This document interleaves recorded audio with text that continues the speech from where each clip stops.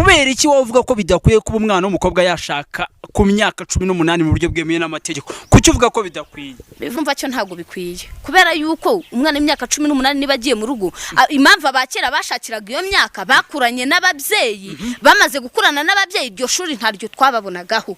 Umwana w'imyaka 16 mu bihe bya kera, mu bihe bya ba mama, yabaga azi koza ibyombo, azi kwita ku mirimo yo mu rugo, ahorana na nyina mugira inama, amubwira ati bacaha, amubwira ati babigenza gutya. Turi kumvikana?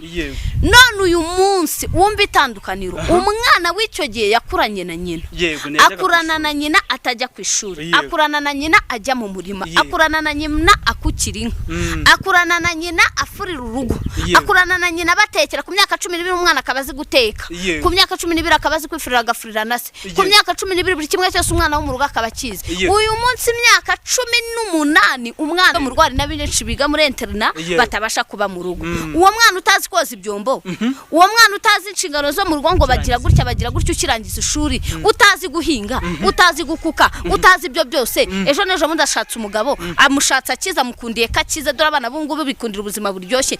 Umwana utazi guca bugufi, icyo cyongereho. Abana bakera batozwaga guca bugufi. Umwana ubungubu nyina aravuga akamuga ngo fata mikoro. Uwo mwana nibabwira nyina ngo bamubyaye ngo fata mikoro, umugabo namubwira ngo fata mikoro, ejo akamukubita umugere ngo nabonyura mugande yakubisuriya, tukabona umuntu arapfuye, nibwo tuzaba twungutse abana b'imyaka 18 bari gushaka. N'uyu munsi umwana kurira muri interina, ntazi gukubura, ntazi gukoropa, ntazi iki, icyazi no gutaha muri vacances agataha afite inyota yo gushiraho igisuko. Umugabo asanze azamusanga kuko nyina arabona yuko afite ubuzima yamuha bwiza. Namara kujya muri urwo rugo, ejo ubuzima bugahinduka, uwo mwana azihanganira ubwo buzima.